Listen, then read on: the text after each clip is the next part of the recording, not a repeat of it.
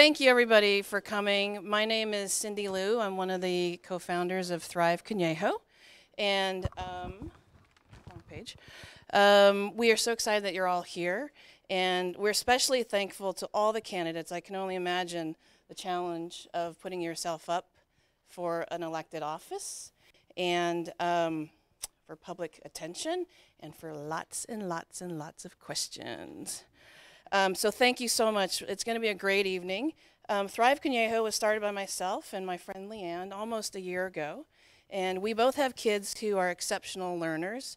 She has a child on the spectrum, and I have two children, one with Down syndrome. We had simple desires. We wanted our kids to be included, challenged, and educated equitably in our schools. So we started a Facebook page like any modern movement.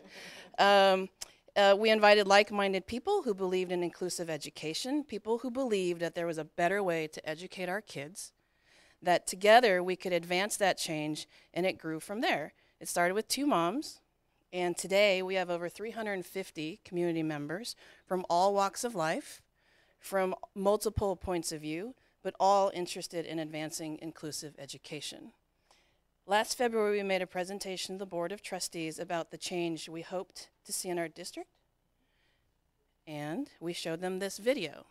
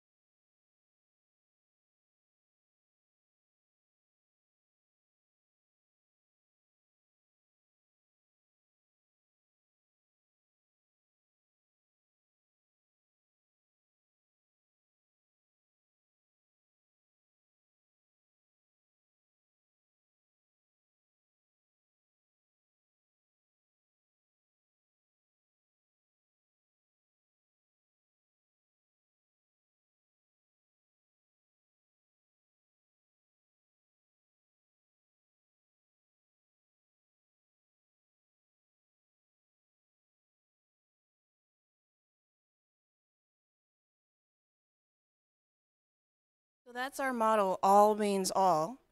And while it started with a desire to improve our own kids' educational experience here in the CVSD, it now represents our desire for all kids to have an exceptional experience and educational outcomes. Our state report card in the California dashboard indicates that we are currently underserving 4 student groups, and we haven't met our state standards for inclusion for students with IEPs. There are many wonderful things about our district, and there's also much we need to do to improve upon.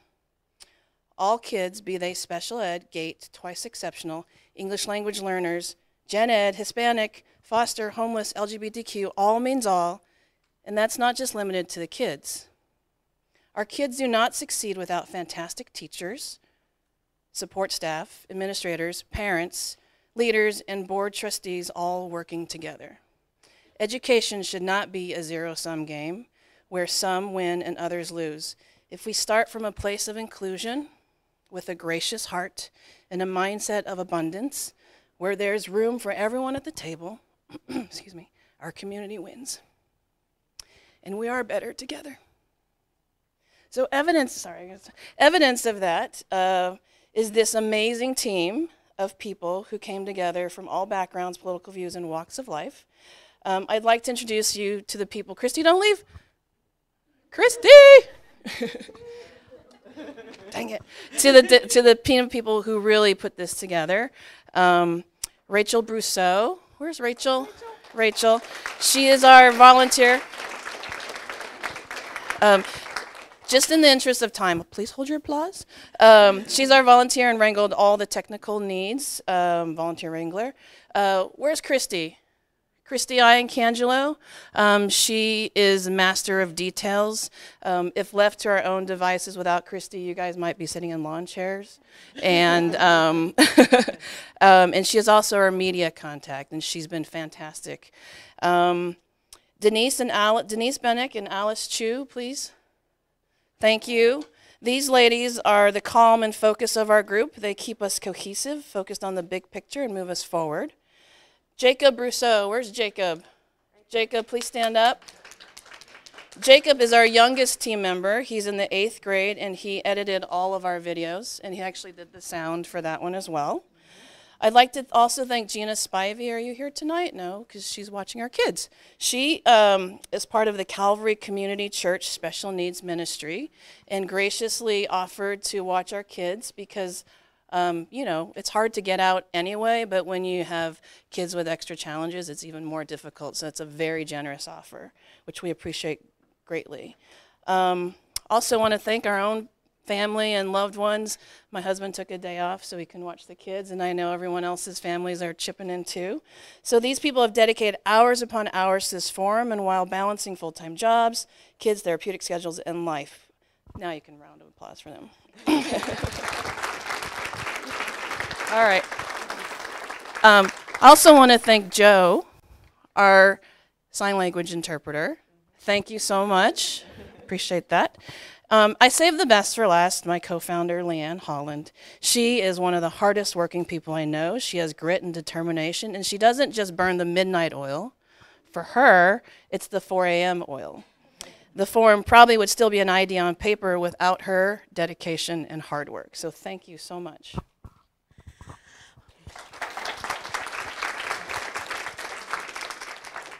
So, way to make me choke up right before I have to talk.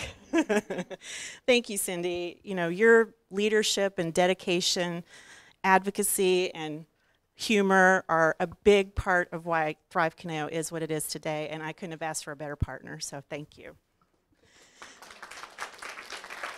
And who could have imagined when we were dreaming up Thrive a year ago in your kitchen that we'd be here tonight, and that we would have been blessed with so many friends that we met along the way. One of whom happens to be our moderator tonight. I first met Dani Anderson, our moderator, earlier this year when she and I were both speaking at an event. And I quickly figured out who the better speaker was. It wasn't me. I also found her to be gracious, funny, kind, and a knowledgeable and fierce advocate for people with disabilities. Plus, she has got the credentials to back it up. She is the executive director of the Independent Living Resource Center, a nonprofit organization dedicated to promoting independent living and full access for individuals with disabilities. She is a governor-appointed member of the California State Independent Living Council and was a member of the California Advisory Commission on Special Education. She's also an alumna of CVUSD, so she attended Glenwood Elementary, Redwood Middle School, and is a graduate of Thousand Oaks High School. So, won't you please join me in welcoming our moderator for this evening, Dani Anderson. Thank you. Sorry, Deanna, I just want to make a quick announcement. There is a power outage, and half the campus has power outages. So it's not that we want it, I mean, cozy and romantic is nice, but we want them to be able to see, but they're working on it. So apologies, it's not our fault. Thank you, Dani. All right.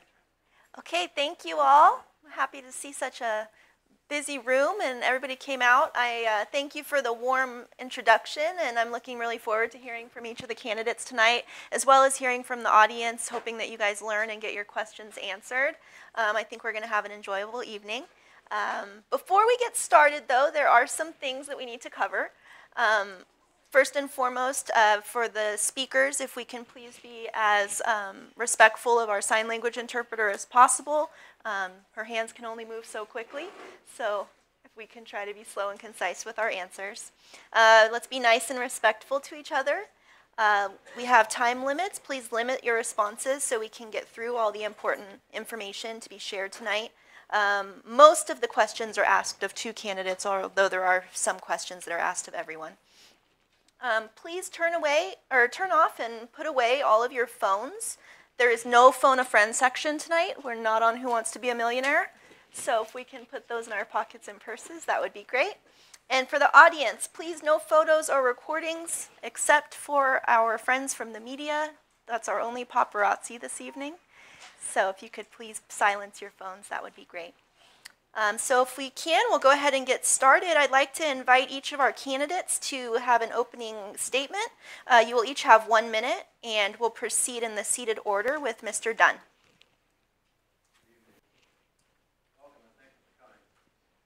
The Conejo has come together. We are the highest ranked school district in Ventura County. We are ranked in the top 5% nationally. We have 24 Distinguished Schools Awards. Our reputation benefits the local economy and benefits real estate values. Our students get into the best universities and great jobs. Since the last election, we have made a great school district even better. We have saved Cardin Conejo, the parenting program, United Cerebral Palsy. We hired a new superintendent. We relocated Conejo Valley High School on time, on schedule, and under budget. Our future looks even better as we spend $51 million to implement new technology in all our classrooms. Re-elect Mike, and we will continue to have the best school district in Ventura County. Thank you very much. And we'll move on with Dr. Chen. Good evening. Thank you everyone for being here. Thank you to Thrive for putting this together, and thank you to CLU for the space. I'm very excited to be here, and I'm looking forward to sharing my ideas with you. Here are 3 things about me. I have kids in the CVUSD. Originally from Taiwan, I immigrated from Paraguay to the US for opportunities and learned English in the public schools. I have a doctorate in pharmacy and an educational nonprofit director. Here are my top 3 priorities. I will always put children first, as I respect parental rights and represent the community. I believe in fiscal responsibility and transparency. We must be good stewards of our huge resources. And I want to prevent closure of our neighborhood schools and make sure staff do not lose their jobs due to declining enrollment. Having a background in the medical fields, I will make sure I have the data and research before I make decisions. Thank you. Thank you very much. Ms. Booker? Hello, I'm Patricia Rose Booker. I've been a resident of Thousand Oaks for 19 years. I'm running to be the voice of the voiceless. Whoever thinks their voice is not being heard, I'm the person to come to, because your voice will be heard. Because there are students in the community whose voices aren't heard. In the area where I live, it's a low-income area, and the school in my area, it is low ranking, and that needs to be addressed. Like I said, I'm the voice of the voiceless. Thank you. Thank you. And Ms. Goldberg? Thank you all for coming. Since 2003, I have spent my time in the Conejo both volunteering and working for our schools and our community. I have spent time on every single campus and have been to almost every single school board meeting since 2007. I have been a tireless advocate for all students. As current chair of the Parent-Led District Advisory Council, I know the concerns of families in our community, and as executive director of the Conejo Schools Foundation, I understand the needs of our students, educators, and the local businesses. I'm a longtime member of the district's budget and career tech ed committees and homework committee, and more broadly, I sit on the Chamber's Education and Workforce Development Committee and the TO Arts Advisory Board. I want to get CVUSD back to a position of being recognized for all the great things that we do and for the value we bring to our community. We deserve school board trustees who put students' best interests first and who model respect, cooperation, and a willingness to listen to all perspectives. Over the years, I have shown myself to do just that. I thank you for the opportunity to earn your trust and your vote. Thank you. Mr. Williams? Hi, everybody. Hi, everybody. All right, good. My name is Marlon Delano Williams. I am a para-educator for the school district here. And I appreciate Thrive for putting on this, this event for everybody to come and listen to us speak. I would like to say thank you to everybody up here who is running for this position, because to me it feels like I think everybody has the same goal, is to make all of our children exceptionally well and educated students and able to be successful in life. I went to the schools here in the Conejo Valley, graduated from Thousand Oaks High School, and I am motivated by the students of the Conejo Valley, so thank you very much. Thank you. Ms. Simpson?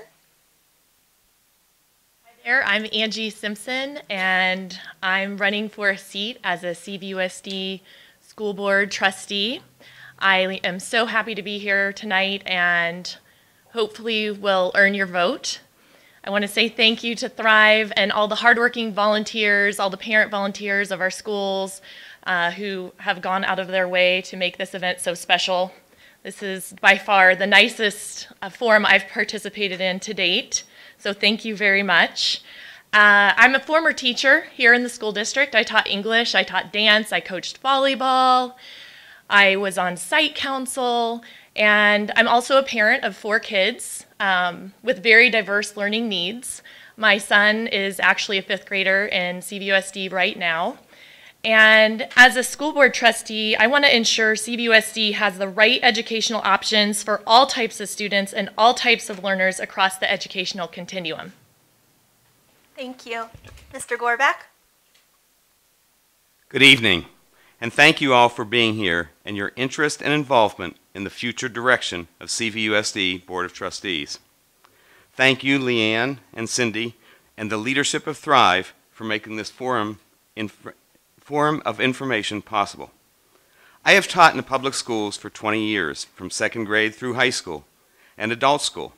I have been a school counselor for 18 years, including as a counselor for an elementary district in which I provided individual pull-out counseling to students with social emotional goals and facilitated the IEP meetings. I have always advocated for student success and the greatest, most expansive learning opportunities and learning environment for all students.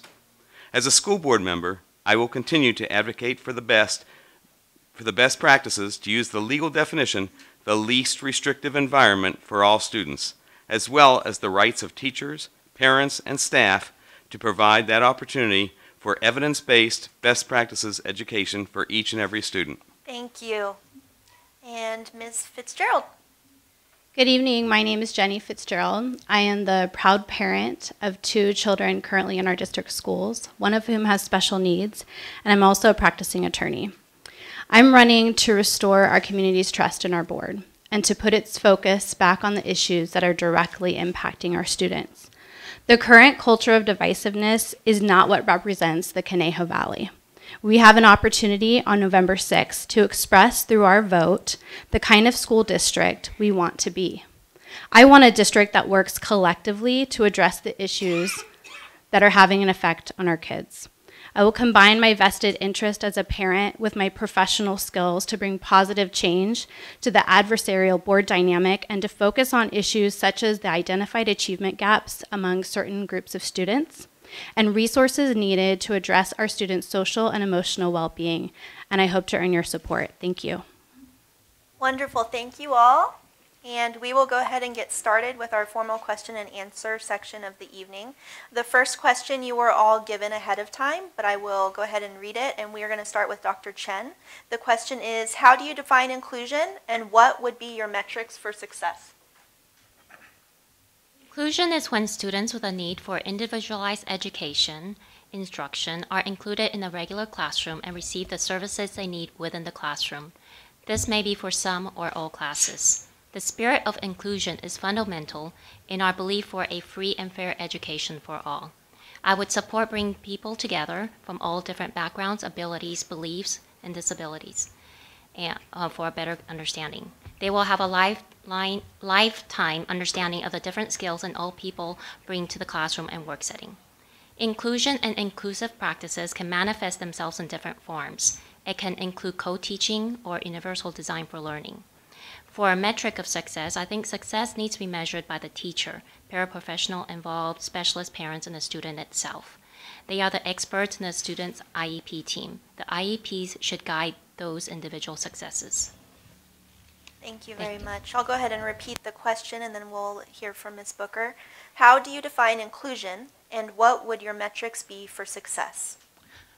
Well, inclusion, I have a problem with that word because it can be confining and then it can result in assimilation. So I think inclusion, it should, when it's in the classroom, the teacher should be very careful how she's teaching, he or she is teaching and interacting with each student, because they have to maintain who they are, their individual person that they are. And I just think inclusion is not a word that I would use, because a lot of the times students do assimilate to fit in. So I think you just have to make sure the classroom is diverse in every way, whether it's ethnicity or religion or any other, whatever it may be. The classroom needs to be diverse. Otherwise, it's going to be assimilation. Thank you. All right, and Ms. Goldberg? So for me, inclusion is a mindset which recognizes that everyone's needs need to be supported in the way that they can each thrive to their best of their abilities. An inclusive mindset must guide every decision made at a school, from how lessons are planned to which software is purchased, from the professional development that's offered, and the number of sections and teachers and the whole entire school day planning, including family outreach as well. Every child needs to be given that enriching, stimulating educational experience, and it's a team mentality where you don't believe that there have to be losers for everyone to win. In terms of metrics, it would be observation-based qualitative measures like program standards and measuring against scores from other surrounding areas, professional development and resources. Thank you.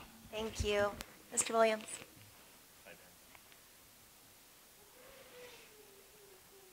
Inclusion is the adaptation of special education into the regular classroom.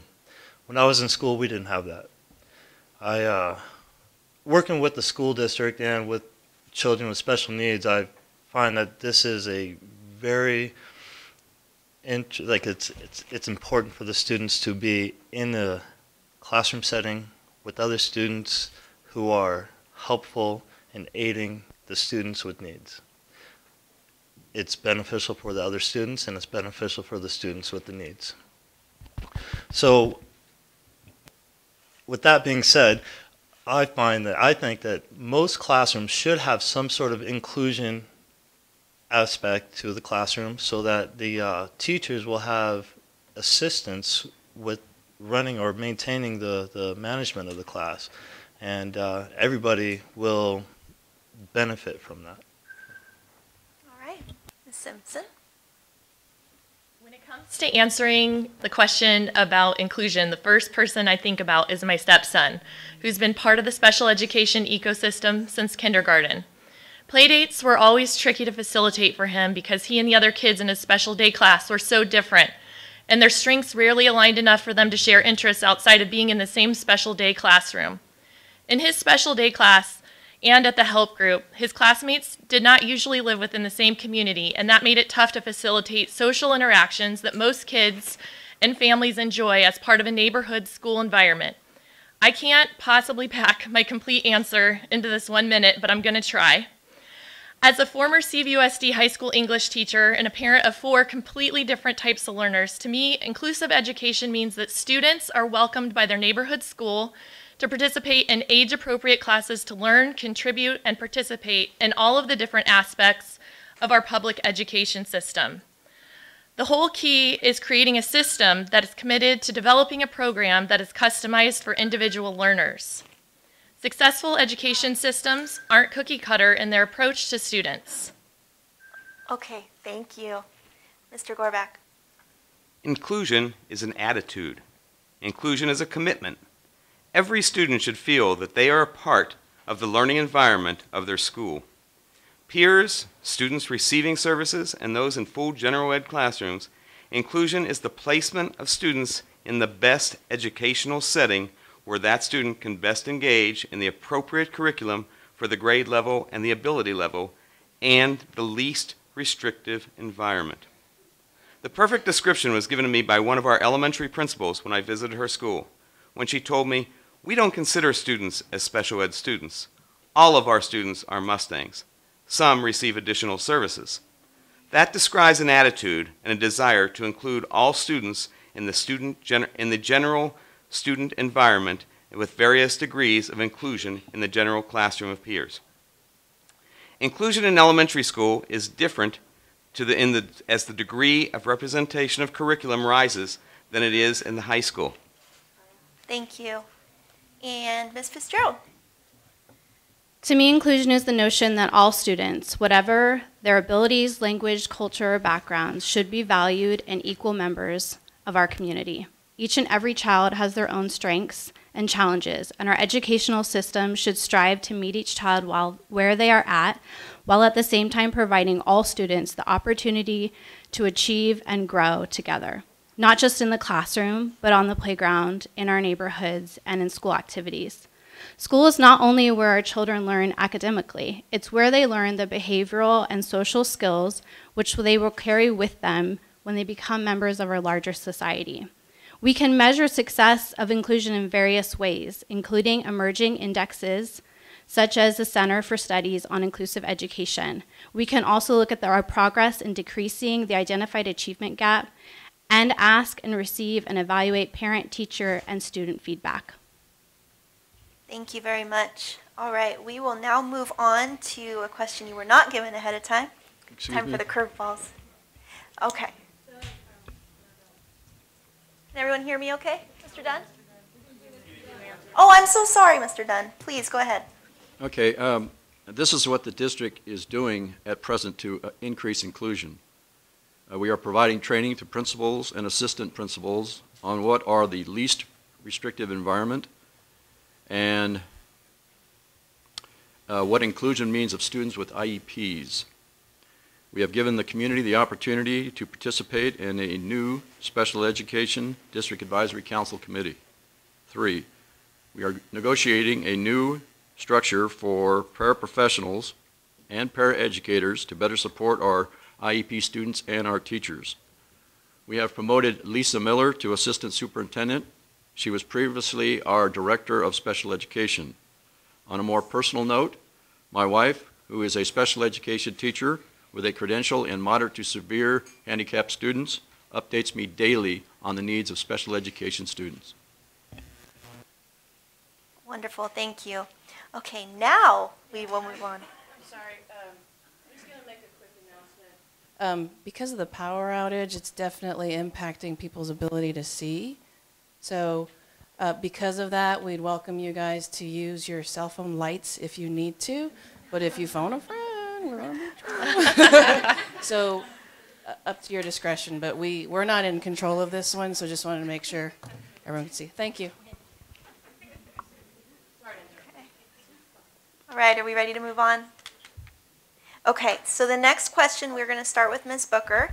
I will go ahead and read it, and I will repeat it after she answers for reminder. But the question is, the California School Dashboard shows that CVUSD is currently underserving 4 student groups: students with disabilities, English language learners, low-income students, and Hispanic or Latino students.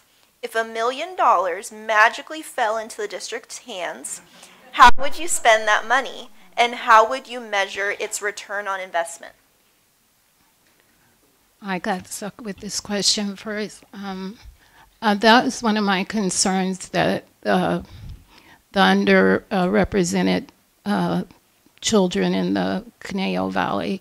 If $1 million magically fell into the community, I would just work with professionals in education and government on a higher level to see what could be done to improve the schools that are not functioning well, because the 3 elementary schools here in the district, they are Hispanics, or the highest population in each, and it needs to be addressed, because if it's not addressed, Brown versus Board of Education is going to be revisited, and because it's beginning to be separate but equal, and it's not deliberate, but it seems like the focus is on the schools that are achieving instead of the ones that are not. So.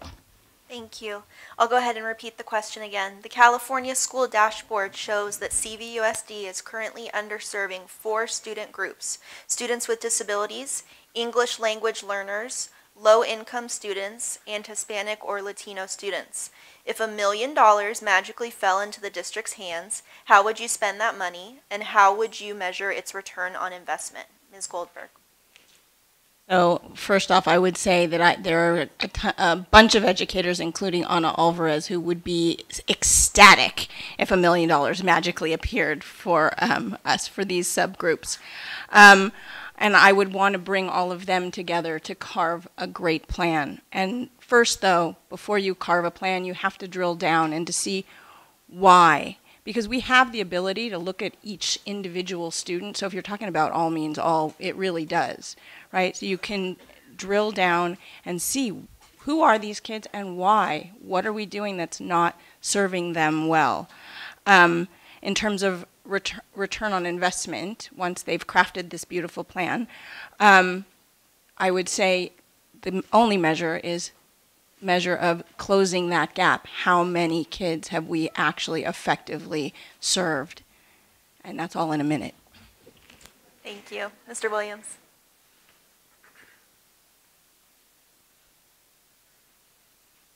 So I believe that hiring additional support staff or classified staff would increase or help our 4 groups of students that we're saying are that need improvement, let's say.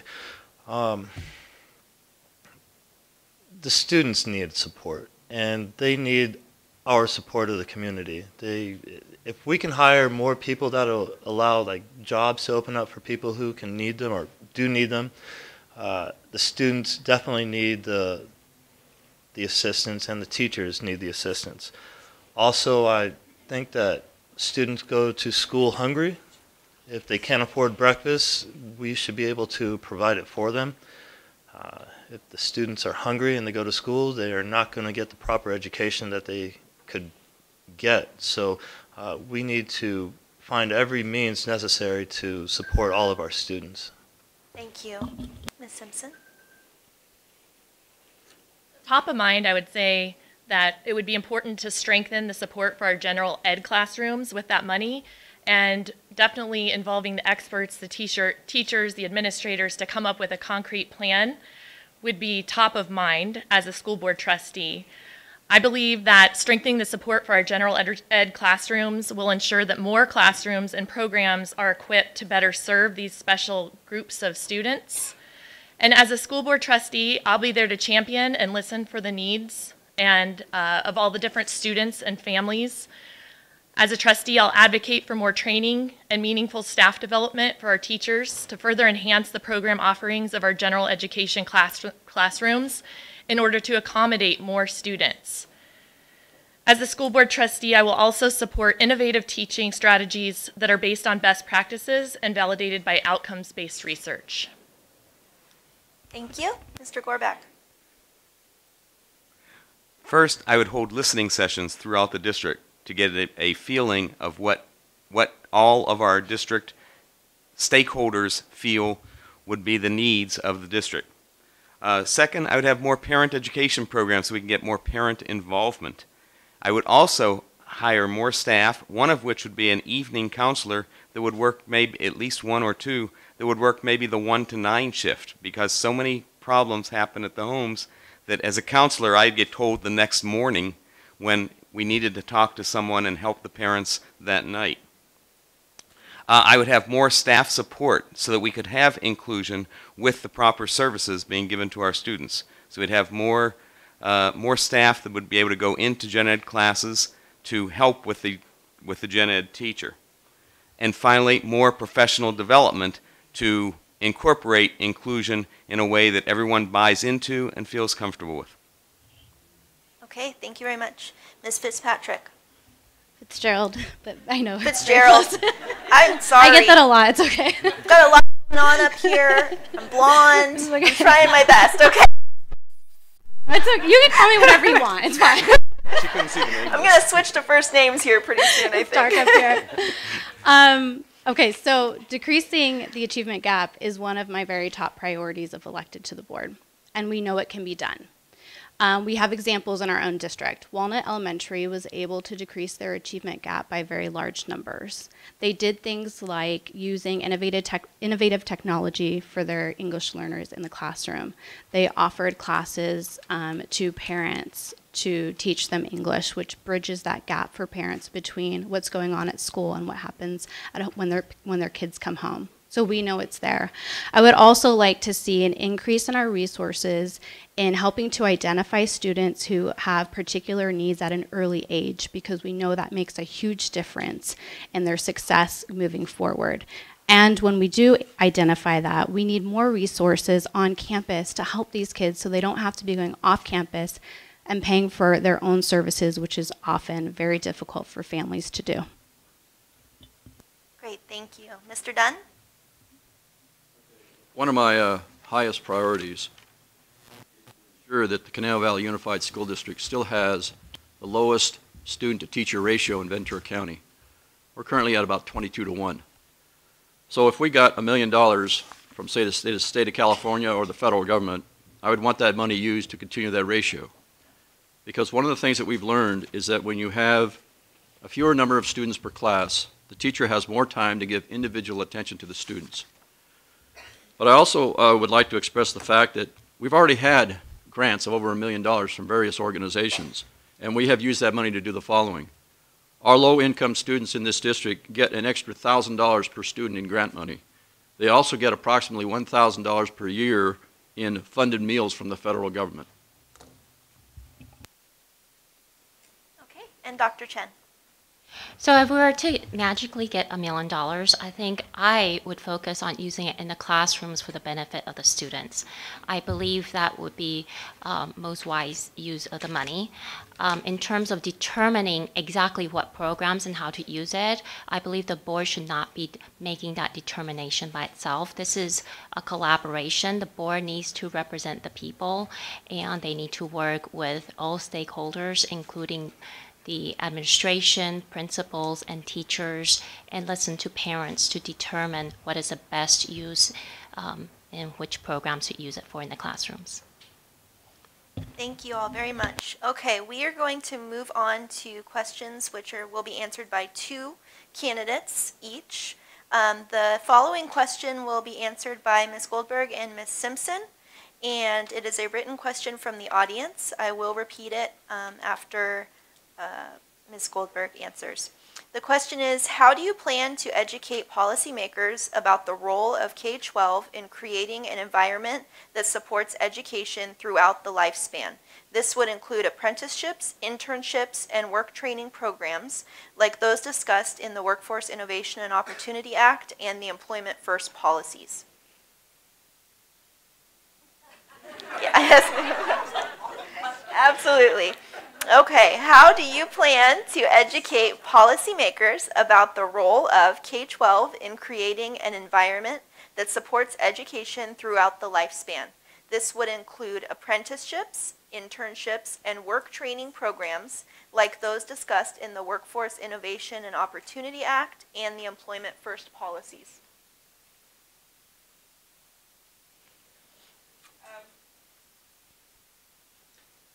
So first off, that requires conversation. It requires conversation between people in our district and people in Ventura County Office of Education and the community colleges and the neighboring colleges and the business community. All of these things are things that I have been doing for years. VC Innovates grants have made tremendous strides in those kinds of apprenticeships. Another thing that I think would be fantastic would be externships for our teachers, to get them out into the businesses to see what our businesses actually need so that they can educate the kids for what's going on now. And all of those kinds of relationship buildings are things that I thrive on doing, and I would continue Great, thank you. Okay, I will repeat the question. How do you plan to educate policymakers about the role of K-12 in creating an environment that supports education throughout the lifespan? This would include apprenticeships, internships, and work training programs like those discussed in the Workforce Innovations and Opportunity Act and Employment First policies. Ms. Simpson. So to really involve the community, you have to have a person on the school board, like I would be, who's really willing to get out there and do the work to build bridges and foster a collaborative relationship among all the different stakeholders. So I love that question. It's very complicated. I think that it would be optimal to consider these types of programs and talking about dreams of our kids from the time that they're 12 or, early on in their careers as students, all the way through, and providing role models throughout the community to help facilitate the ability for all different students to dream and consider who they are today, and also how can they, as individual unique learners, maximize their potential and be contributing to society in a way that they feel happy and have warm hearts throughout adulthood. Great, thank you very much. Okay, the next questions will be for Mr. Williams and Mr. Gorbach. And the question is, what place does religion play in school curriculum, policy, and board decision making? Mr. Williams. I would love to repeat it. What place does religion play in school curriculum, policy, and board decision making? It's a fortunate thing that we live in a country that is bound by many different religions and ethnicities and cultures and different walks of life. It's a fortunate thing. And because of this, we can learn from each other. We can learn how to be great citizens if we can learn from others about their religions, about their cultures. And putting this into our school district only opens up everybody's minds about what other people's lives are like. We don't all live the same life, and we don't walk the same path. So if we can open up the idea about what other people's paths and lives are like, we can encourage others to walk a positive path that will influence and benefit the students of our district. Thank you. Mr. Gorbach? Would you repeat the question, please? Yes. What place does religion play in school curriculum, policy, and board decision making? We have a diverse community, a community that involves a lot of different religions. However, we also fall under the Constitution of the United States, which has a separation of church and state. Religion in the schools does not impact decisions made. Decisions should be made by law. Decisions should be made to be kind, which of course I think is universal in all religions, to accept, to welcome, but as far as particular faiths, that should not be involved in making in the curriculum or making decisions in the school district. Okay, thank you very much. All right, the next question is a video question, and this will be for Ms. Fitzgerald and for Dr. Chen. To introduce the video, many families feel they have to fight for their for the supports their children need to succeed at school, especially those with IEPs. Historically, CVUSD has been reactive rather than proactive in meeting student needs. In some cases, this has led to a breakdown of trust, expensive legal fees for all parties, and for some even leaving our district. Meet Ira Kaur, a parent of an 8-year-old who attends a special day class in CVUSD. Please turn your attention to the screen.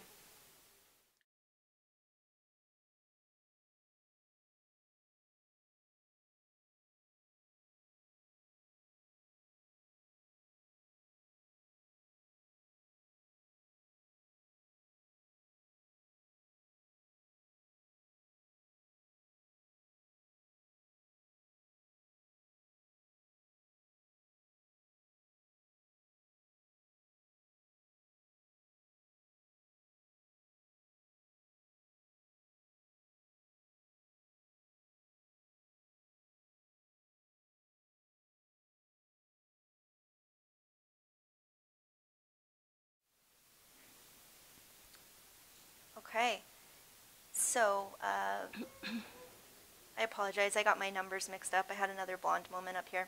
So, okay. It's okay. Ms. Fitzgerald, if you could go ahead and answer the question, and then after you, I will repeat it. There's two parts for me for that question. One is as a parent of a special needs kid who is verbal but uses technology to relate to other children in a very meaningful way. And so I see the value in that for those children. Secondly, as an attorney, my job is to avoid risk in a proactive way, because when we don't, as mentioned, it leads to legal fees that are diverted that could be used for actual services such as the technology in our children's classes. So we need to ensure as a district that we are proactively complying with legal requirements, not only so we ensure budgetary issues are met, but so that we are addressing the parents' needs and the students in our district and prioritizing them and their needs. So really it's a related question and answer for me. Thank you very much. Okay, I will go ahead and repeat what was said in the video. Technology can be a great equalizer for the special needs community. For children who are nonverbal or have difficulty with speech, an iPad can give them a voice, a way to learn and engage with others and to eventually advocate for themselves. Alternative and augmentative communication, or AAC, is a great tool for an inclusive learning environment. Her daughter is 8 years old with limited language and is finally receiving an AAC assessment from the district for the first time this year. How can our district do a better job of leveraging technology to make education more inclusive and accessible for our kids? Dr. Chen. The purpose of our school here is to provide a free and fair education for all. So I would support any efforts to provide every assistance needed for every child. And technology is one of the assistance needed. If that is needed, we should be able to provide that. We should prioritize the needs of the children in this district. Wonderful, thank you very much. Okay, our next question is a written audience question. And this will be, it's one more video. Okay, I apologize. Please go ahead and turn to the screen. En nuestro distrito.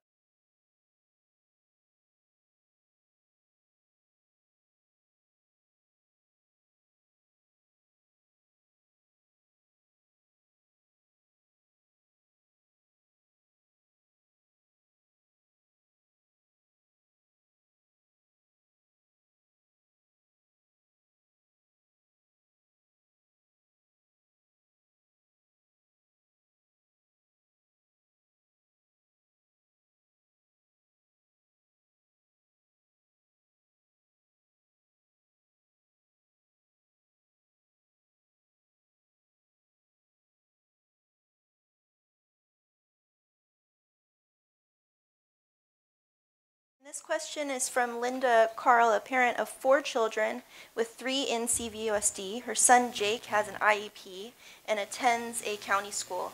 Linda is a member of both Thrive Conejo and Adelante, and these questions will be for, one moment please, Mr. Dunn and Ms. Booker. So Mr. Dunn, would you like to start? Okay, I'd like to begin by saying that one of the reasons why we have the highest ranked school district in Ventura County is our attitude towards our English language learners. We have 4 Title I schools in this district, and as I've mentioned to you before, we spend an average of $1,000 more per Hispanic student than we do on the students who are not in Title I schools. But here's the problem. If that student were to leave, for example, Conejo and go to, say, Banyan, the money does not follow the student. So one of the things that we are advocating at the district level and that we are lobbying for both in Sacramento and in Washington, D.C., is for the money to follow the student. Thank you very much. And Ms. Booker? Could you repeat the question, please? Yes. Thank you. Sure can. Okay. In our district, one out of four students is Hispanic or Latino, and our state report suggests that these students are clustered at our lowest performing schools. What are your thoughts to address the inequity for our second largest ethnic population? I think instead of talking so much, people on the school board should go out into those communities. They can even come to the complex I live in. It's mostly Hispanic, and I live where Conejo Elementary School is. I have a manager that actually has a homework class that goes on once a week. Talk to him, come to the community room. I can set it up. Talk to those parents. That's where you're going to find change. When you have groupthink, and let's face it, this district is predominantly white, you're going to focus on, you know, those who are achieving and those who are not, and those are usually the children in low-income areas and people of color. So get out there, instead of talking, get out there and go into those communities and see how you can change by talking to the parents and the students. Thank you. Thank you very much. Okay, we will move on to our next round of questions. This question will be for Mr. Williams and Ms. Simpson. Having high quality educators is an important selling point for any district. What would you do to make our teachers feel more valued and supported?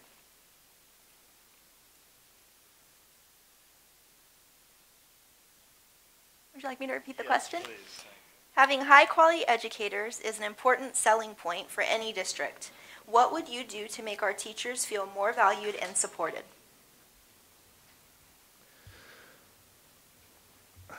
I think that we have a great staff in the district. I'm trying to find out how we could make us better. We have schools and universities that are in our area, like California Lutheran University. We have California State University Channel Islands. We have other schools that are a little further away. We have online courses. But the best thing to do is to educate our teachers and have them involved with different group learning projects and stuff, so that they can go out and learn from each other about how to improve their education. Teachers feed off of each other and they learn from each other so that they can help the students find the best education that they can. So it's going to be a teacher collaboration. Thank you. And Ms. Simpson? Would you like me to repeat it? Sure. Okay. Having high-quality educators is an important selling point for any district. What would you do to make sure our teachers feel more valued and supported? As a school board trustee, I would definitely make attracting and preserving high caliber talent a priority. As a teacher in this district, I can understand the challenges that are put on young teachers and how it can be very overwhelming without the right support system in place. So as a school board trustee, I would definitely support a mentoring program out of the gates for our younger teachers and encourage our administration to hold annual career pathway and career development programs. I think it's also important to foster the genuine interests and passions of our teachers and give them opportunities to create research-based programs and really put themselves in a position where they can feel empowered to make a difference and capitalize on their strengths as professionals, and also be really in control of their own pathway in their careers.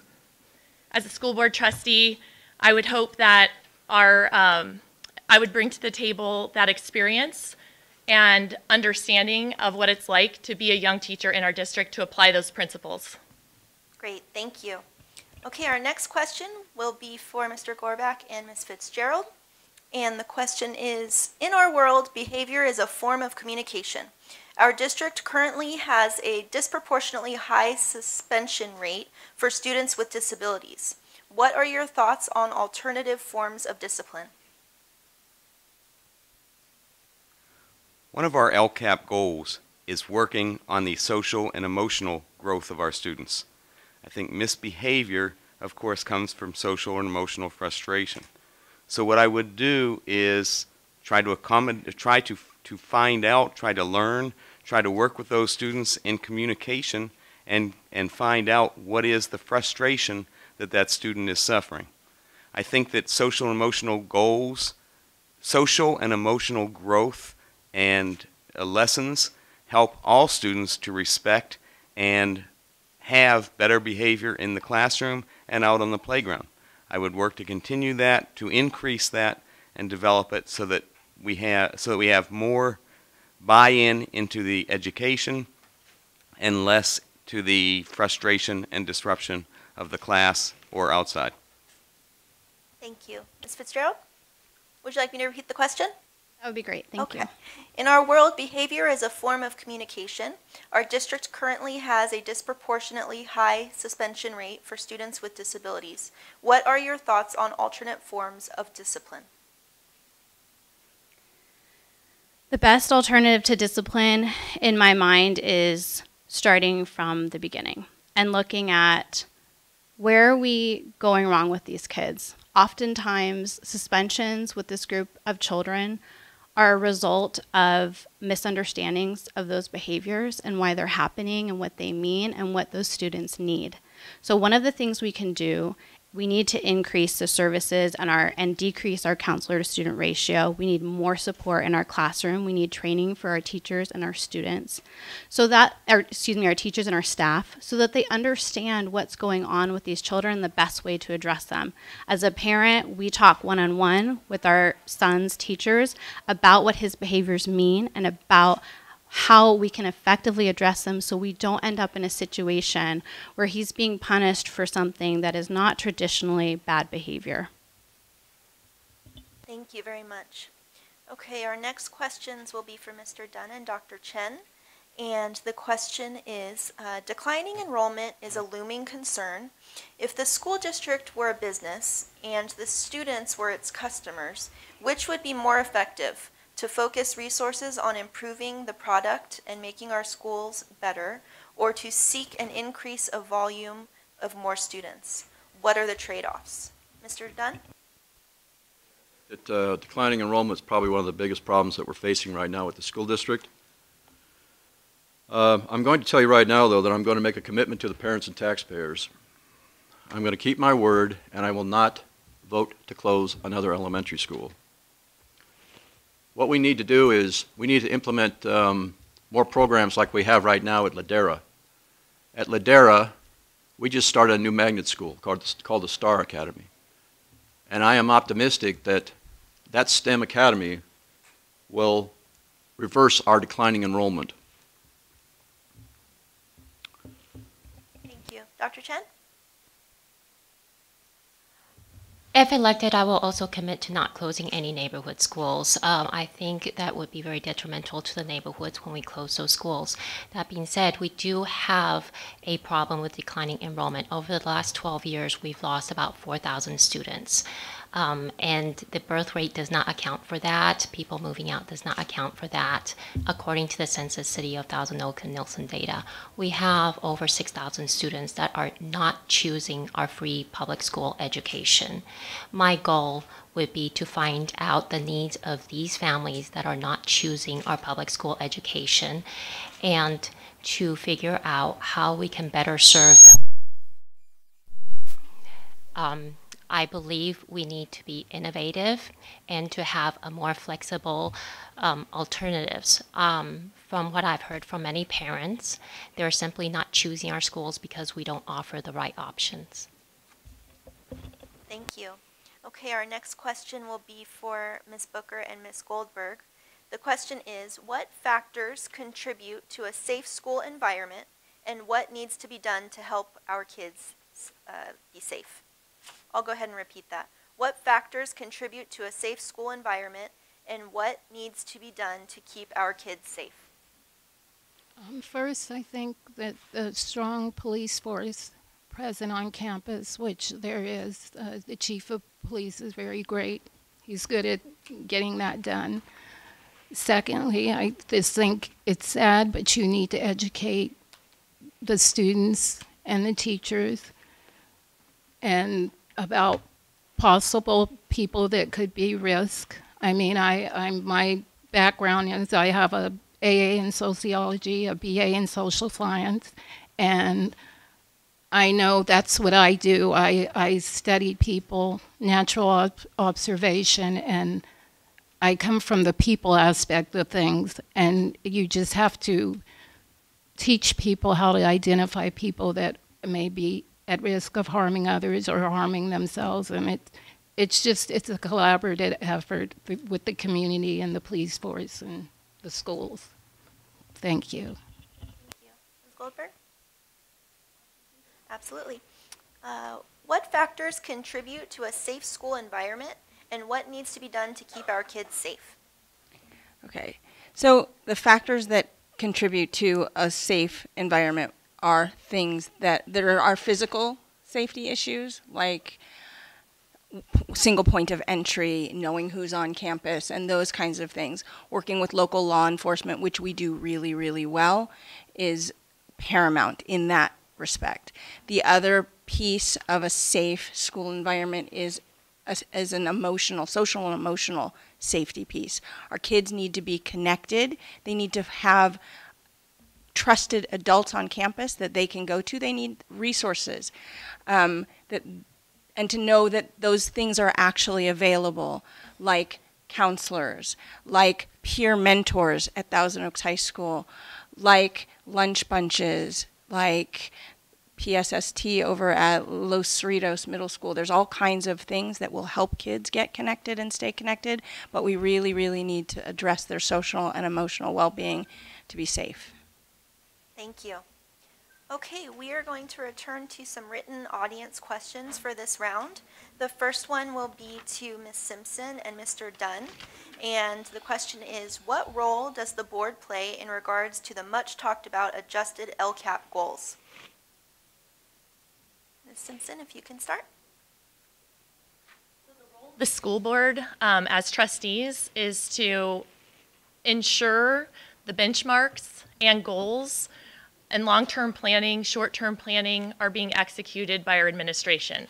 It's not to get in the weeds for me as a trustee. It's not about implementing specific strategies coming from me independently. It's about being there to oversee and bring a community voice to represent the taxpayers and to ensure that our schools are representing the needs of a diverse community and all of the different community members within CVUSD are benefiting from a high-performing school district. Thank you. Mr. Dunn, would you like me to repeat the question? What role does the board play in regards to the much talked about adjusted LCAP goals? Okay, the board is an oversight committee.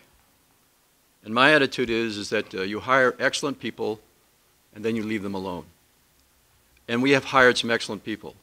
Our assistant superintendent in charge of business services, Victor Hayek, is outstanding. I'm optimistic about Mark McLaughlin. I have a great deal of confidence in Lou Lichtel. So under the circumstances, having confidence in all these men, when they come to me with a recommendation, I typically will approve it based upon my confidence in their past experience.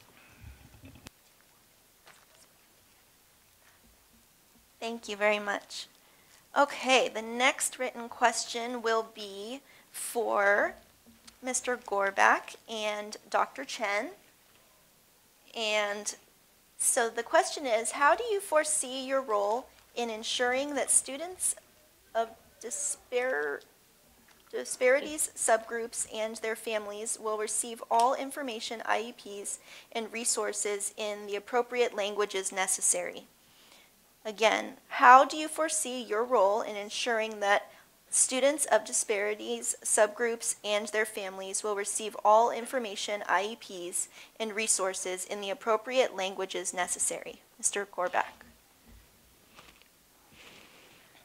I have facilitated IEP meetings in quite a few districts, and I'm familiar that the first step is to, of course, invite all those that are going to be participating to the IEP.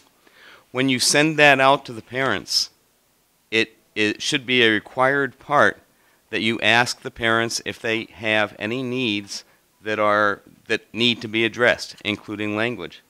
So the first thing that I would do is make sure that our district is addressing our parents' language needs when they are invited to the IEP, so that they can participate fully, and invite them, notify them that if they need someone to help them as a translator, that they can feel free and comfortable to bring that person to the IEP. Great, thank you very much. And Dr. Chen?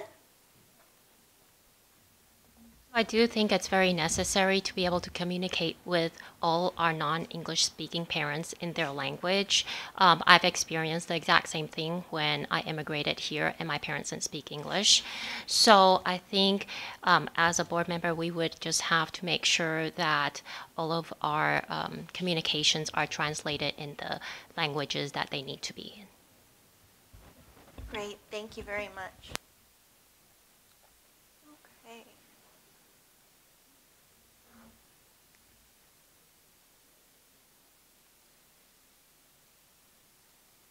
All right, our next question will be for Ms. Fitzgerald and Ms. Booker. And we touched on this earlier, but I think that it really is important to emphasize this as the subject of this forum. So we would like to hear a little bit more about what is your vision of inclusion of all students? And we will start with Ms. Fitzgerald. So to expand a little bit on what I talked about before in terms of inclusion of all students, I think it's multifaceted. We have to make sure that on the one hand, we are meeting the needs of individual students. As many parents know who have a special needs child or a gate child or an English learner child, not one of them is the same and not one of them has the same needs. And we have to start trying to meet them as much as we can on an individual level. The second part is that we have to be able to build a community so that our children are around other children who are different from them. And when they go out into the world, they are not only going to be academically successful, but they are going to know how to work with others who are different from them, which is such an important skill, whether it's as a volunteer or in the professional world. And that's part of our responsibility as a school district and putting out children who have those skills from our community. Thank you. Ms. Booker, would you like me to repeat the question? What is your vision of inclusion of all students? My vision, like I said, I have an issue with inclusion because my dad was in the military. I lived several places. I attended an all-white high school in Fordland, Missouri, and when you speak of inclusion, you have to make sure that that individual isn't lost when trying to include them. They have to have their culture represented, and the way that's done, whether it's a special needs child or a person of color, you bring in curriculum and literature and history and people to come in and speak to those students and to educate those teachers so they are making sure that they're not just trying to assimilate the child instead of respect their individuality. Thank you. Thank you very much. Okay, our next written question will be for Ms. Goldberg and Mr. Williams. And the question is, how do you plan on ensuring student-led IEP processes?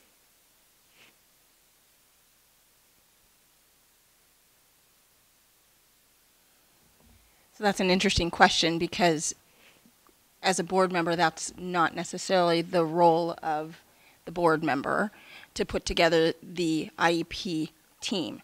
That said, it seems fairly simple. You have the student involved from the get-go to the best of their ability and to make sure that they are there leading the discussion in whatever way that means to them. Thank you. All right, Mr. Williams, would you like me to repeat the question? Yes, please. Okay.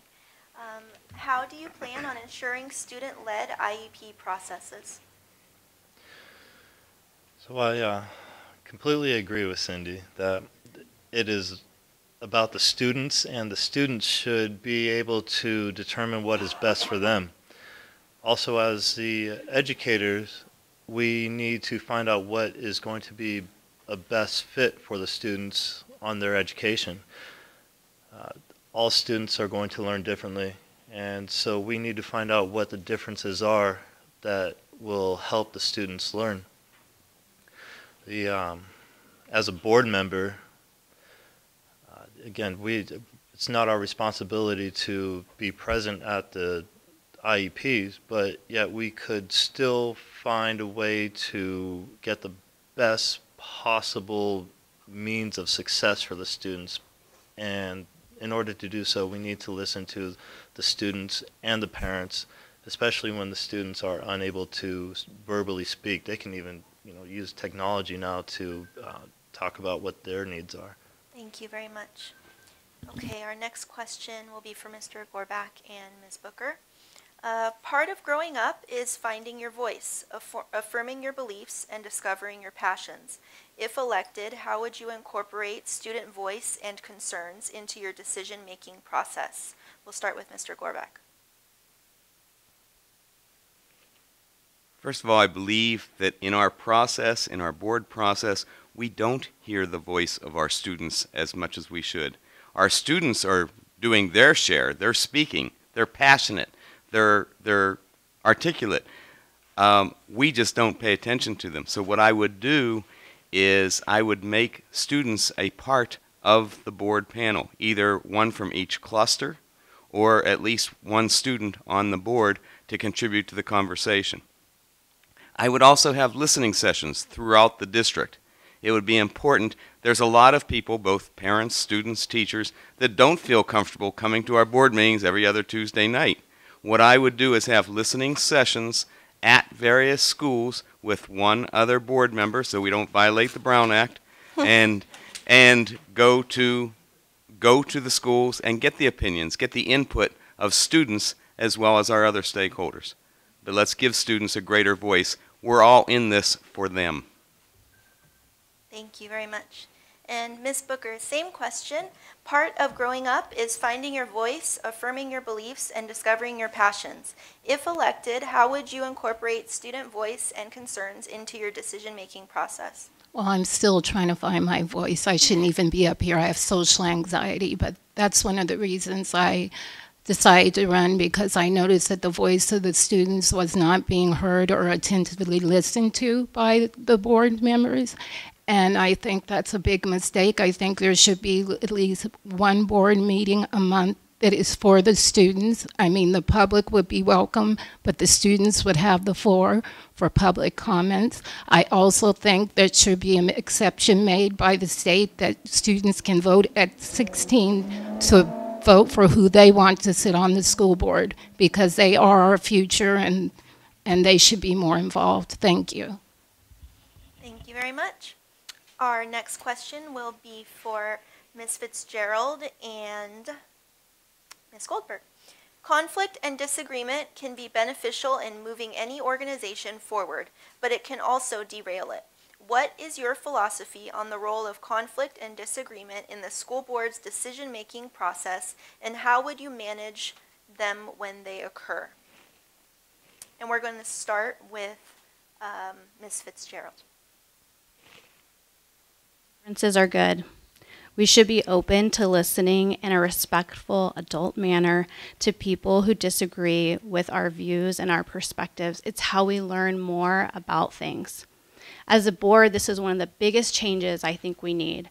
We need board members who are going to be up there when public comments happen, where people can feel comfortable coming and telling us their concerns, their disagreements, and what they need from the board, and not feel any fear. And that goes for teachers and students as well. It shouldn't be so difficult, right? This is a pretty simple concept.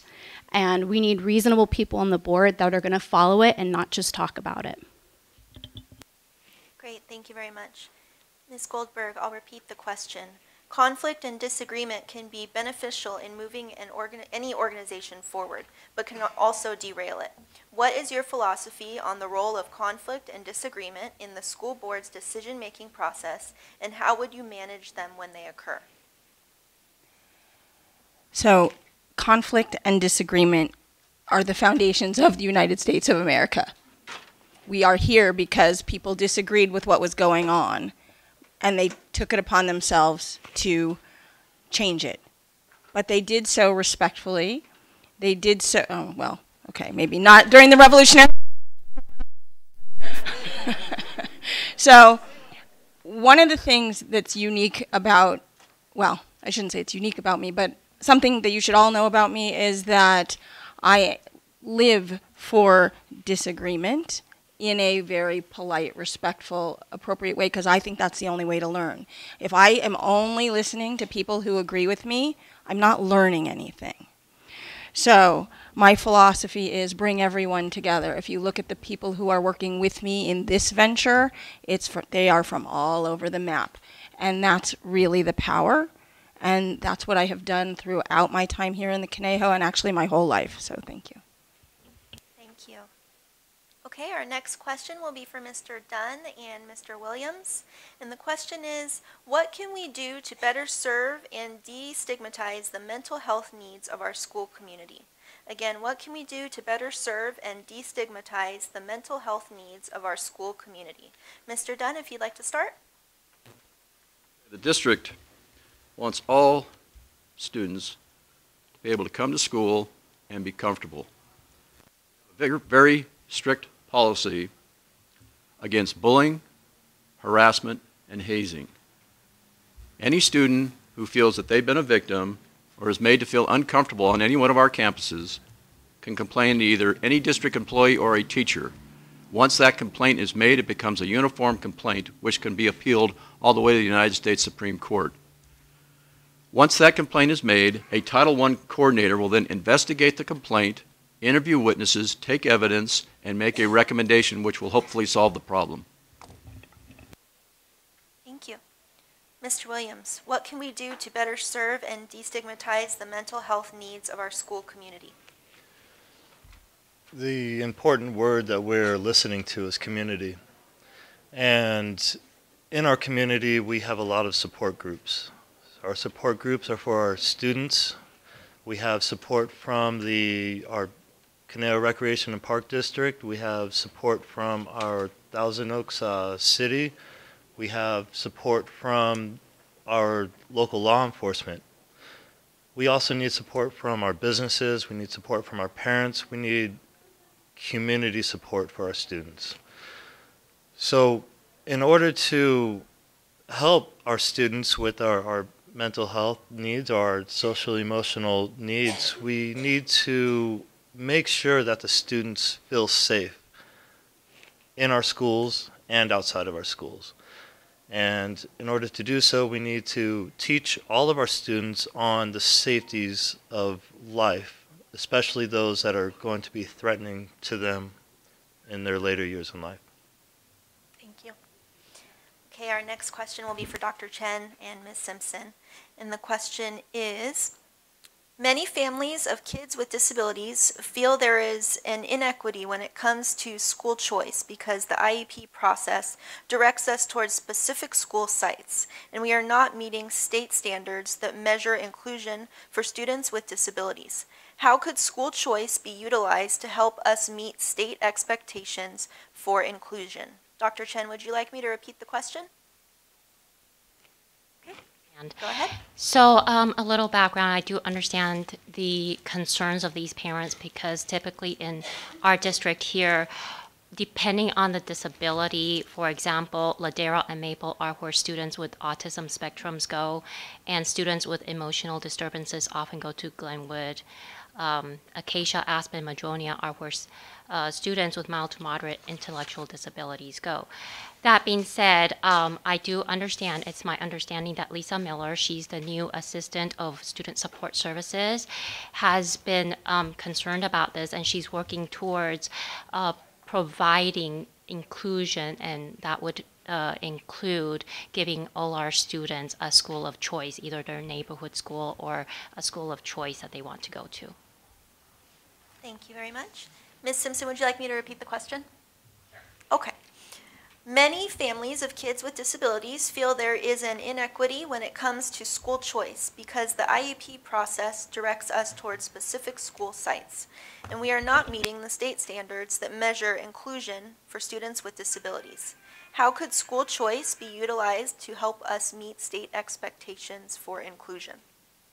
So I remember having this discussion at my Thrive meet and greet, and the feedback was that a lot of the parents do feel like education in CVUSD for special education students is about the place versus the program. And I believe that successful inclusion is about finding the right balance of academic, social, and the sense of self to meet the needs of each individual student. And I look at these three prongs of academic, social, and sense of self as the core benchmarks and the heart of inclusive education. I need to be transparent here that I do support more inclusion and more support to our general ed classrooms, but I don't want to take away all the different centers of excellence that we do have established in the Conejo Valley, because I think it's important ultimately to provide choices to parents. And as a school board trustee, I will definitely support inclusive education and expanding the program offerings to more of our neighborhood schools. Thank you. Okay, our next question is another video question. We're going to be meeting Miss Eaton, who is Vice Chair of the GATE DAC, the Gifted and Talented Education District Advisory Council, and a parent of 2 GATE students in CVUSD. Please turn to the screen.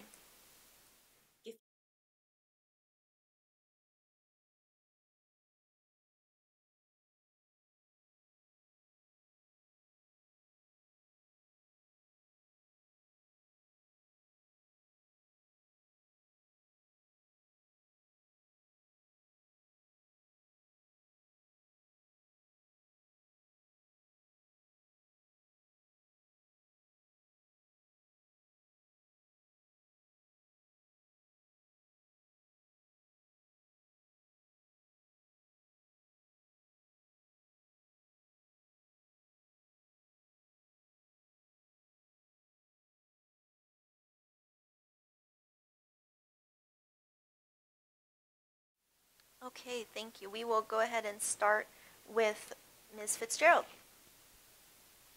So over the past year, talking with parents about I'm sorry. I'm Oh, so sorry. no worries. I messed up, and I'm sure you had a wonderful answer to that question.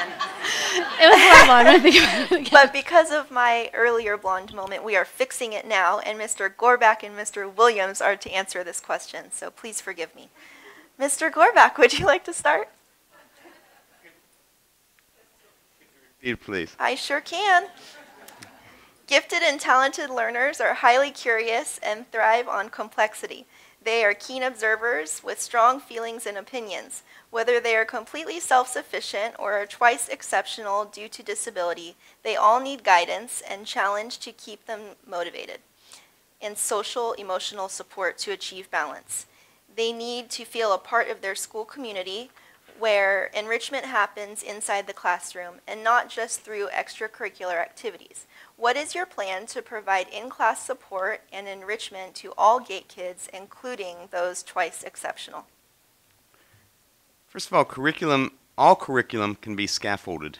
What that means is that on a multi-tiered system, it can be as complicated as we need or as surface as we need, depending on the students. Obviously, for our gifted and talented students, we would want to scaffold the curriculum and go a little bit more in depth. By doing that and having those students in the general classroom, what we're doing is inspiring those students who may not be gifted or who may not have been identified as gifted. So putting them all together inspires and sets a model for all the students in the class.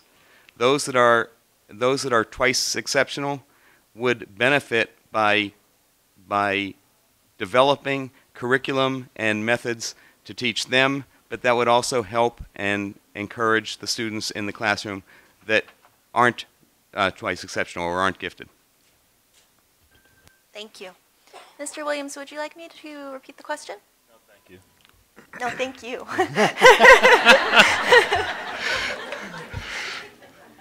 So, working in the schools, I find that what is really, really important for the students is that they engage in their learning.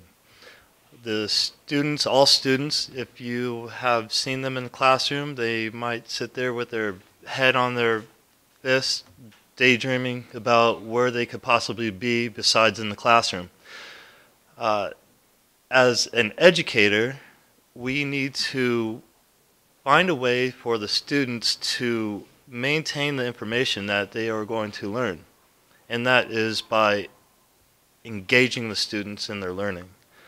So in order to do so, we have to educate our staff and our teachers about how to incorporate the students with the lessons. And if we do that, then all the students are going to be successful. Thank you. We are actually going to ask the next question of Mr. Gorbach and Mr. Williams again.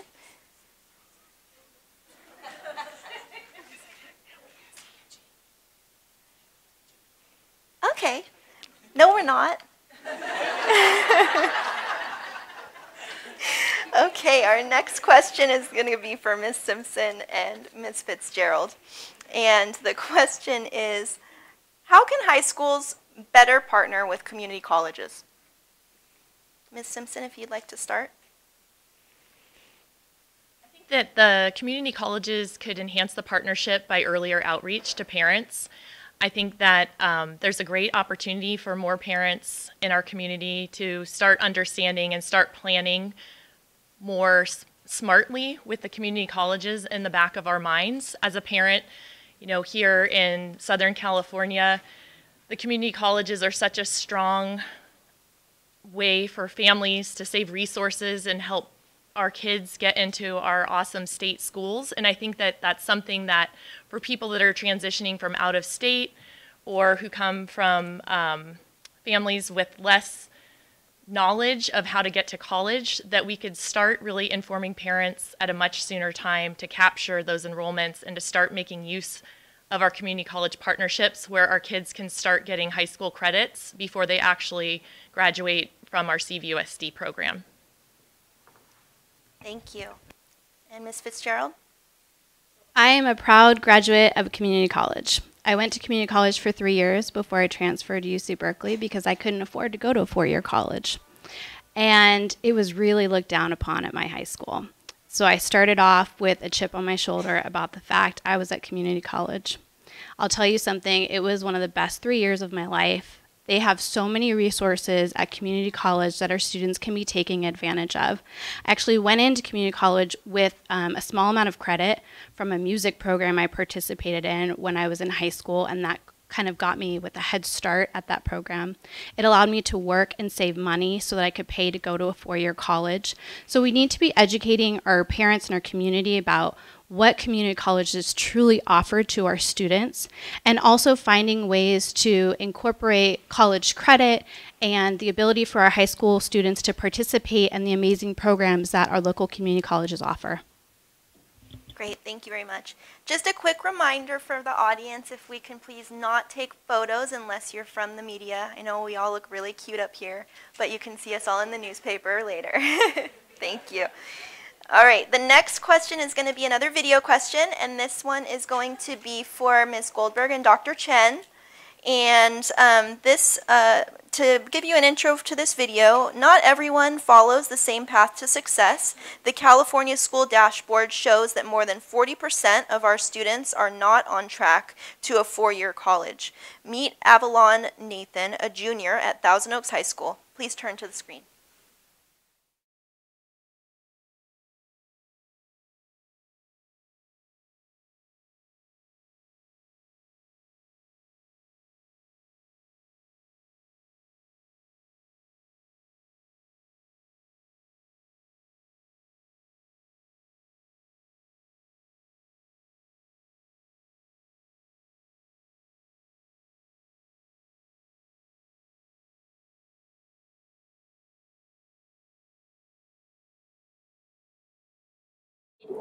After high school, All right, Ms. Goldberg. We'll start with Avalon. Nathan is an inspiration. I've watched her over the years, and she really is amazing. That said, that 40% number is a little interesting because that's A through G requirement based. That doesn't take into account the kids that are going to our community colleges first. It's more like 85% of our students graduate some sort of college ready. That said, we need to stop keeping our best kept secrets, like the flower class, a secret. It goes back to letting everybody know that these opportunities are available. VC Innovates grants, the career tech ed programs are amazing. And some of them even come with honors credit. So for those kids who want that honors bump because they're wired that way, they can still do really engaging classes that will set them up for careers they don't even know exist because it's been kept a secret. Thank you. Dr. Chen, would you like me to repeat the question? I'm okay, thank you. Okay, go ahead. So in being consistent with our LCAP goals, we have 4 goals, and they're all focused on student outcomes. So I think it's very important that we just focus on providing equal opportunities for all students, and we need to help them achieve to their highest potential each of their gifts and talents, and that's what we're here for. So there's other programs that we have. We have a CTE program, the Career Technical Education Program, and that provides quality education for everyone that has different talents and gifts and interests. Not every child wants to go to college. There are some very noble professions. We used to offer wood shop, mechanic, welding. There's a lot of professions that we can offer our children. Not everyone is geared towards the same goal, and we need to offer those opportunities. Thank you very much. Okay, our next questions will be for Ms. Booker and Mr. Dunn. And the question is, if you were to become or continue to be part of this board, how would you personally stay apprised that the district policies were effectively carried out and goals are accomplished? We will start with Ms. Booker.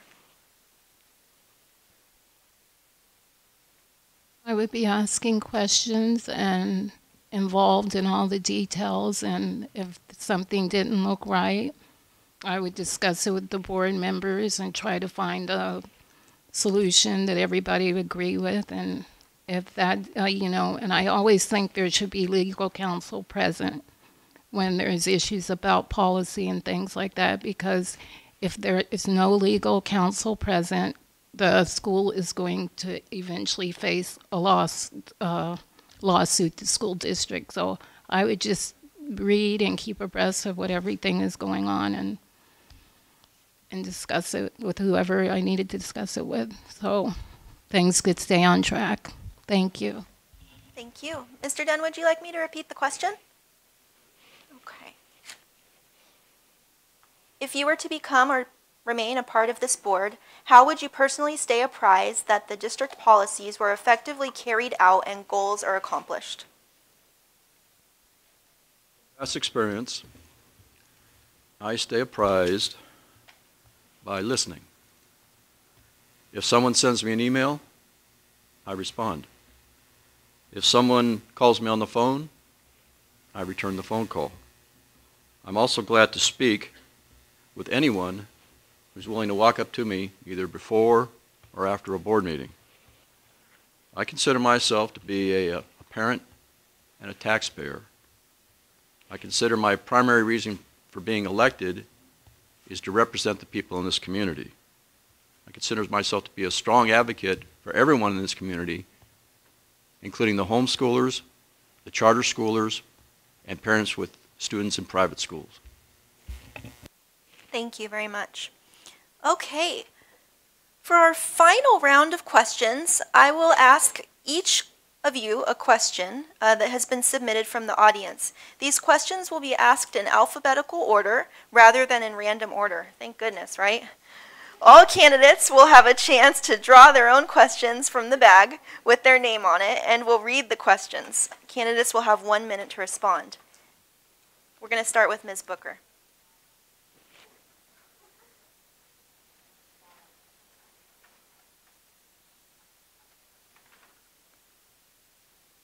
Thank you. Okay, how would you encourage the district to reach kids who fall in the middle in education? I encourage the district to go out to the homes and speak to the parents, because a lot of parents do not show up for school board meetings.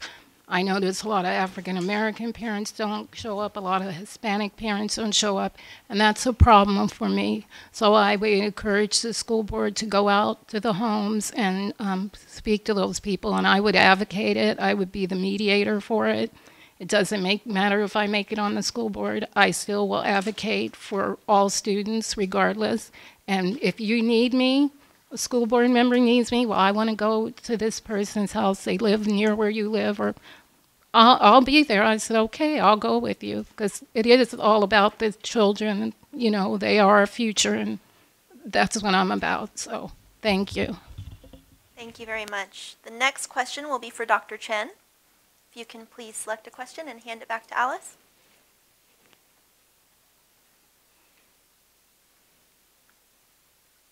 I feel like Vanna. This is fun. Okay. All right, Dr. Chen, how will you help students with behavioral issues?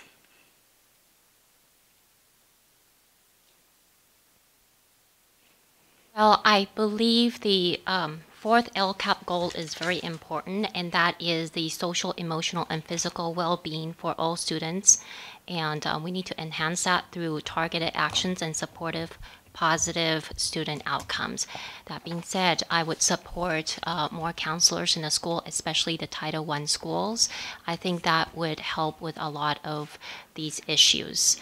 Our role in the board is to represent the public, be an oversight committee. So we oversee the policies and we establish our expectations. So our expectations then would be to serve these needs. Great, thank you. Mr. Dunn, it's your turn.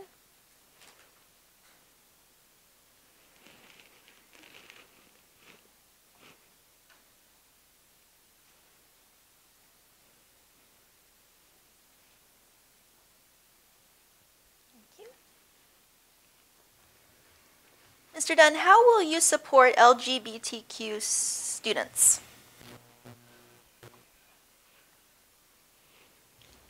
As I mentioned, every student has a right to come to school and be comfortable and feel safe. What the district does in order to implement that goal is, as I've discussed before, we have a very strict policy which prohibits bullying, harassment, hazing, libel, and slander. And I would encourage anyone who does not feel comfortable at school, again, to complain to either an employee of the district or a teacher, and we will take that complaint very seriously. We will investigate it under Title IX, the U.S. Code, as a uniform complaint. We will call witnesses. We will take testimony. We will come up with a recommendation. If you like our recommendation, great. If not, our findings can be appealed to the United States Supreme Court. All right, Ms. Fitzgerald, you're up.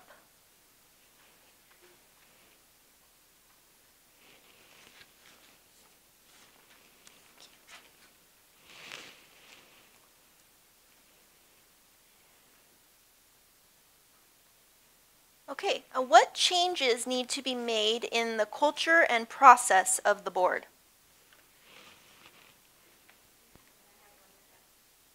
And you have 1 minute.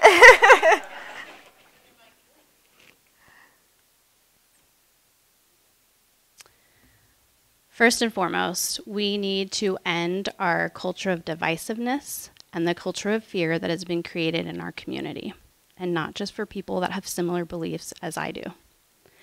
We need to have, as I mentioned earlier in one of my earlier responses, we need the ability for our community members, parents, teachers, students, staff, to be able to express their concerns and their needs in an open and supportive environment. Frankly, it's what's best for our kids, because when all parents are not listened to, when teachers are not listened to, when students are not listened to, we're failing our kids, right? As a parent of 2 kids, a 4th grader and a 6th grader in our school, I want to know what my kids' teachers think needs to be done to provide a better education for them. And I want a board that is genuinely going to listen to those needs. Thank you. Ms. Goldberg?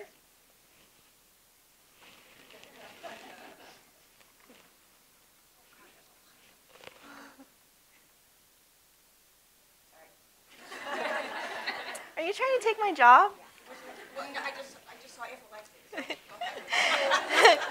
Ms. Goldberg, if elected, how will you balance school board duties with those of the Conejo Schools Foundation? So the role of a school board trustee is very different from the role of the executive director of the Conejo Schools Foundation. They're parallel missions. They both want to support student opportunities, but they're very different. At the Conejo Schools Foundation, it's a job. I don't make any decisions about what the priorities of the foundation are. That's up to the foundation board. It's an independent nonprofit.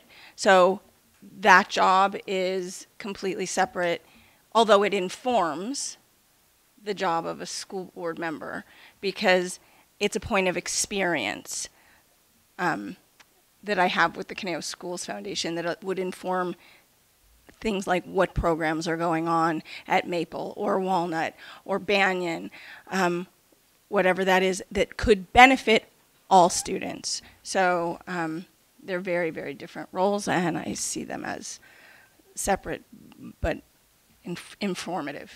Thank you. All right, Mr. Gorback, you'll be next.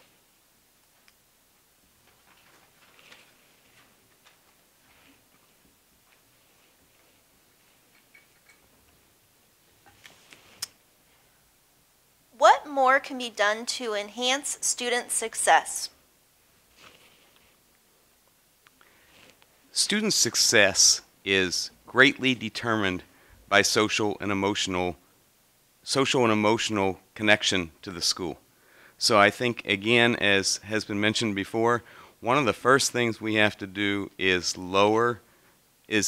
add more counselors to our school, lower the counselor-student ratio, so they feel that they belong or they are welcomed in school. Also, students, we also have to have a direct connection between teachers and students, no matter who they are. In other words, any of the groups that we've talked about that are underrepresented. But social and emotional growth is the greatest indicator of school success, and we have to work on the social and emotional LCAP goal number 4. Thank you. Ms. Simpson?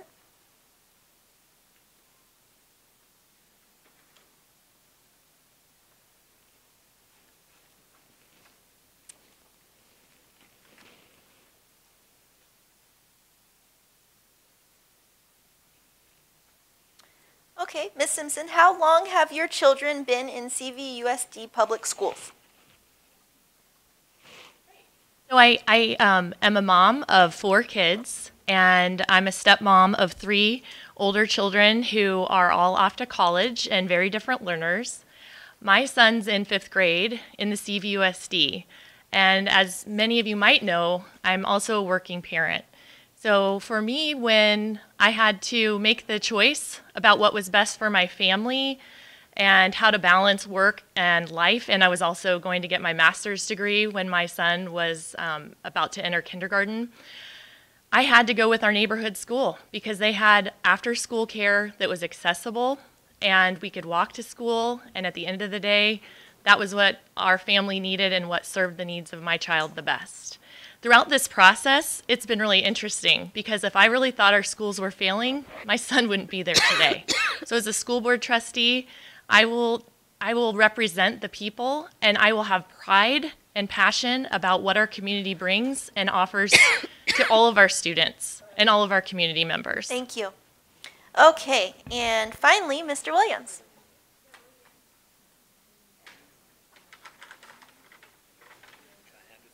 Sure. Oh, Alice, don't take Alice's job now. Thank you. Okay. What is in your opinion, the strongest measure of success in education? Are you sure that's a card I gave you? I'm pretty sure. Okay, Yeah. so the students' strongest measure of success is that the students finish high school. You know, they graduate with grades that will get them onto college or a career that will enable them to live. It's tough to live. It's a really tough life out there. So you guys are laughing, but you know it's right. And so the students are going to find out either the easy way by our education, or they're going to find out the hard way just by living. So our best measure of success for the students is to make sure that they get through school, they stay in school, and that they go on to wanting to do beneficial things for society, be positive influence to their peers and to themselves, so that they will be pleased and proud of themselves, and that the district will be pleased and proud also. Thank you. Okay, we did it. That concludes the question and answer section of our evening. So what we'll do now is we will have 1 minute for each candidate to give us closing statements. And we're going to start in opposite order of the way we started before, which would be with Miss Fitzgerald. So please go ahead. Having a child with special needs has profoundly changed me. Not just how I view things in the special education context, but how I view things in general. When our son was initially diagnosed and I watched children and even adults treat him unkindly because of behaviors that were seen differently, I was hurt and protective. The mama bear in me definitely came out. Over time, I realized that we generally can't truly understand others unless we have walked in their shoes. So I began taking a breath and a moment and using these opportunities to have conversations. When we approach things in a less defensive manner, it often breaks down the barriers that prohibit us from hearing one another and learning from each other's own experiences. I can't promise that Mama Bear never comes out, but I carry the notion of using those moments as opportunities to engage with others in a productive manner. Thank you. Mr. Gorbach. Again, thank you all for being here. Thrive for sponsoring this, and my fellow panelists for a vigorous discussion on the educational issues on CVUSD. I run to bring my 38 years of professional public school teaching and school counseling to the school board. As a school counselor, I have often mediated discussions between disagreeing factions, sometimes parents and teachers, sometimes teachers and administrators. My standards for my professional decisions have always been based on what is best for the student. The side I'm on is always determined by what's best for the students.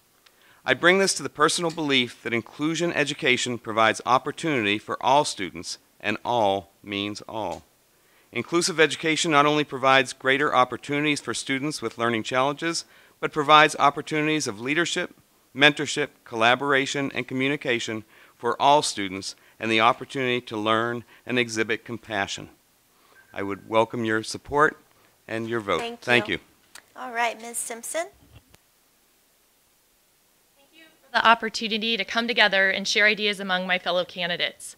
I cherish our community and all of our students, families, teachers, administrators, support staff, and parent volunteers who I know work so hard to make CVUSD schools home for so many different learners.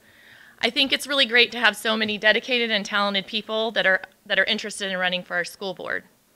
And I'm running for the school board because I have a genuine passion for learning, children, and community leadership. I believe the school board should be answerable to taxpayers. As a school board trustee, I pledge to ensure that your tax dollars are being spent wisely and that our schools are safe and that our children, all of our children, receive the best possible education.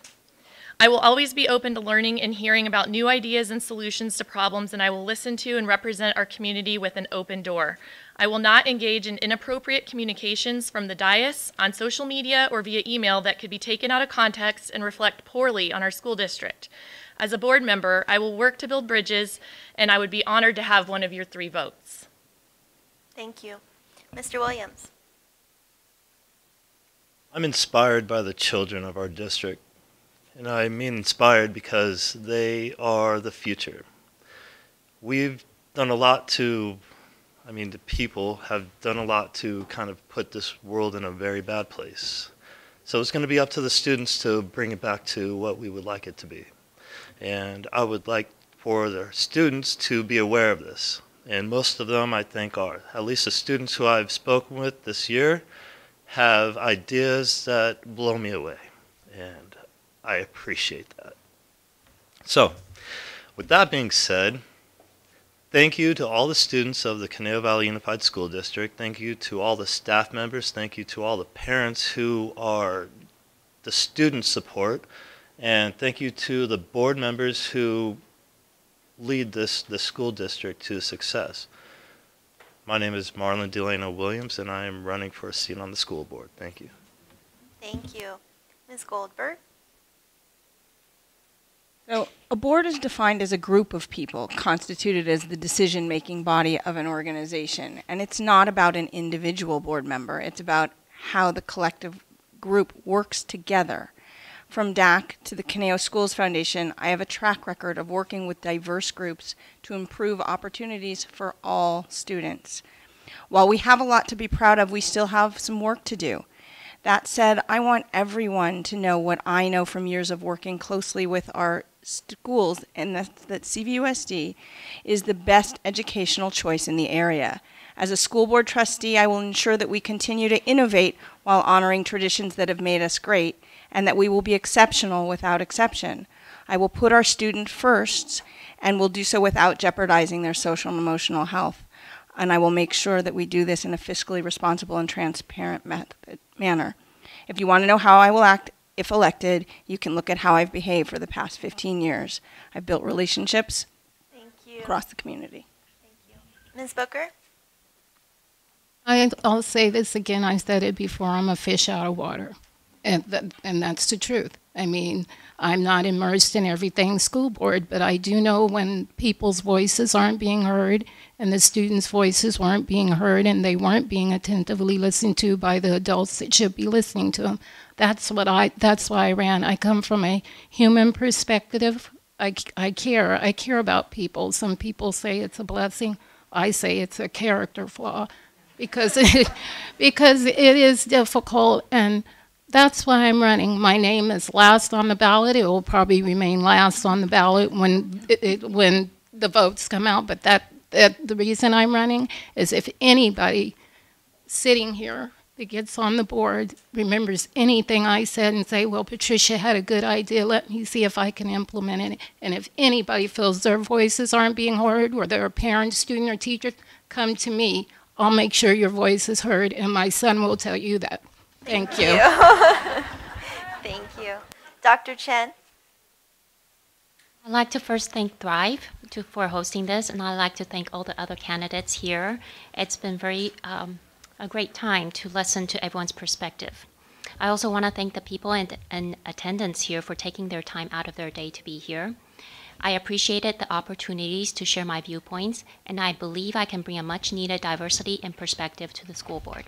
And my medical background has given me the ability to assess and evaluate data before making decisions. I will be a good steward of district money because we know each dollar is so important to the students that need it. We can't be wasting money. As evidenced today, we need to be committed to providing the best for all our students. I want to use my skill to ensure the bright future of our schools for every student. Everything about me is for the kids. I love our children and their education. I love and am thankful for our schools in our district. I will be honored to have your vote in November. Thank you. Thank you. And finally, Mr. Dunn. For inviting me. We have much to be thankful for. For 14 years, I've helped make the Conejo Valley Unified School District the highest ranked school district in Ventura County. We are ranked in the top 5% nationally. I am optimistic. We are making an excellent school district even better. Our district is leading in the implementation of $51 million in new technology in all our classrooms. There is a new Conejo Way philosophy which respects parents and taxpayers whose children we educate and whose tax dollars pay for our schools. Our excellent schools are a blessing to this community. Vote for Mike, and we will continue to have an excellent school district that benefits the local economy and real estate values. Thank you. Okay, as our forum draws to a close, I'd like to thank all the candidates on behalf of Thrive Conejo and our community for their participation tonight. It's not easy to sit up here and answer questions like this, but then again, it's also not easy to step forward into public service. We thank you for your willingness to do both. And thank you to the audience for your respectful participation. We hope you leave here tonight feeling more informed about the candidates and their visions for CVUSD. As for me, as an alum of CVUSD and a representative of the Independent Living Resource Center partnering with Thrive, I'm grateful for this opportunity and for all the staff and volunteers who made tonight happen. The last thing I have to say is that today is the day that the voter guides were mailed out by the county clerk, so be on the lookout for those, and please be sure to vote on November 6th. Thank you all, drive carefully, and have a good night.